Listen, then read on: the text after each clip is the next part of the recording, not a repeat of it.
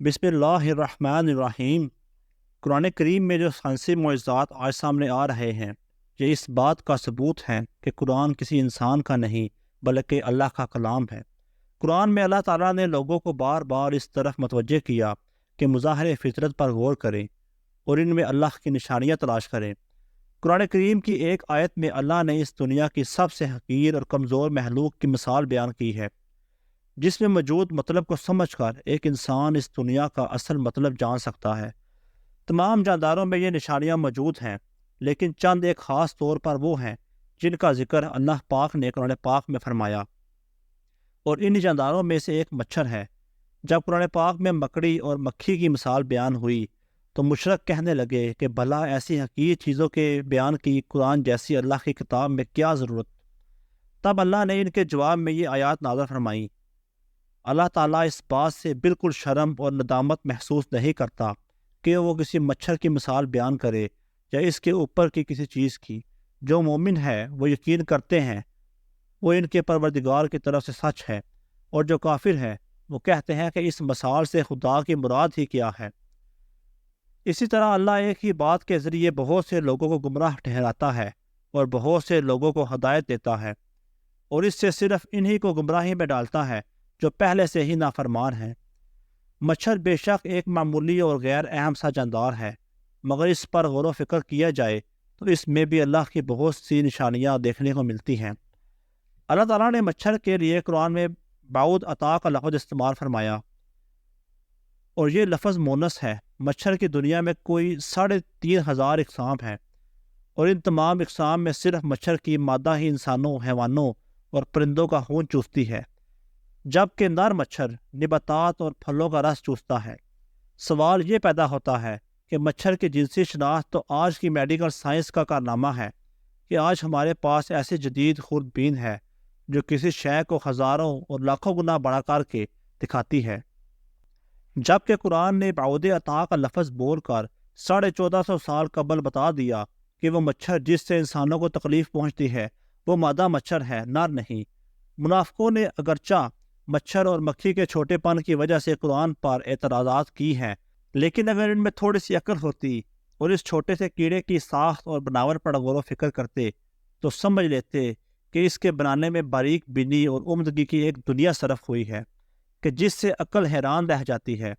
امام جعفر صادق اس چھوٹے سے حیوان کی حرکت کے بارے میں ارشاد فرماتے ہیں، اللہ نے مچھر کی مثال دی ہے، حالانکہ وہ جسامت کے لحاظ سے بہت چھوٹا ہے، لیکن اس کے جسم میں وہ تمام آلات اور اعضاء ہیں جو خشکی کے سب سے بڑے جانور ہاتھی کے جسم میں ہیں، اور اس کے علاوہ بھی اس کے 2 عضو یعنی سینگ اور پر ہیں جو ہاتھی کے پاس نہیں۔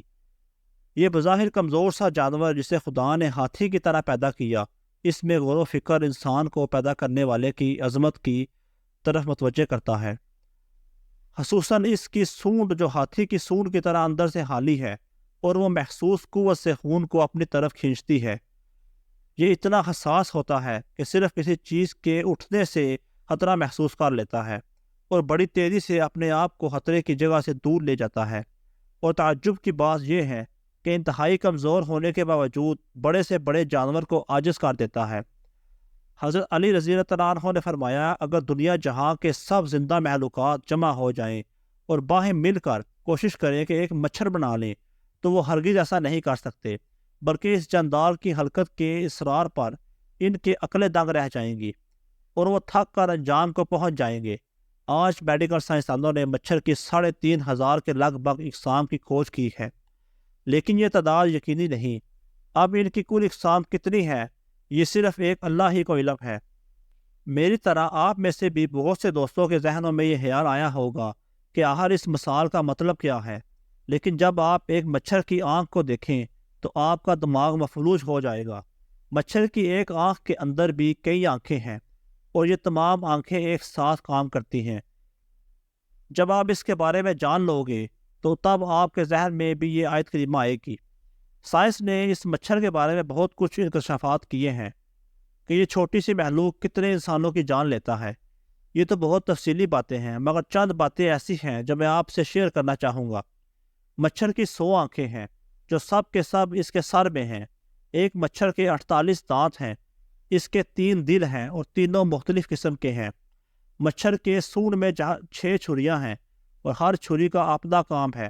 مچھر کے دونوں طرف 3/3 پر ہیں۔ مچھر کے اندر حرارت کا پورا نظام ہے اور اسی کے ذریعے یہ انسانی جلد کی رنگت کو تاریکی میں پہچانتا ہے۔ مچھر کی سوئی میں نشہ کرنے کا نظام ہے جس سے کاٹتے وقت انسان کو محسوس نہیں ہوتا اور کاٹی ہوئی جگہ خون چوسنے سے سوج جاتی ہے۔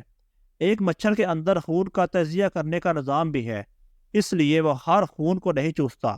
اس بارے میں سائنس کی سب سے حیران کن تحقیق میں یہ بات سامنے آئی کہ ایک مچھر کے اوپر اس کے پر ہوتے ہیں جو اس سے بھی ہلکے ہوتے ہیں، اور مچھر کے پر کے اوپر ایک مائکروسکوپک پیراسائٹ ہوتا ہے، ایک جاندار جو مچھر سے بھی حقیر چیز ہے، جو تمہیں اپنی آنکھ سے نظر بھی نہیں آتی۔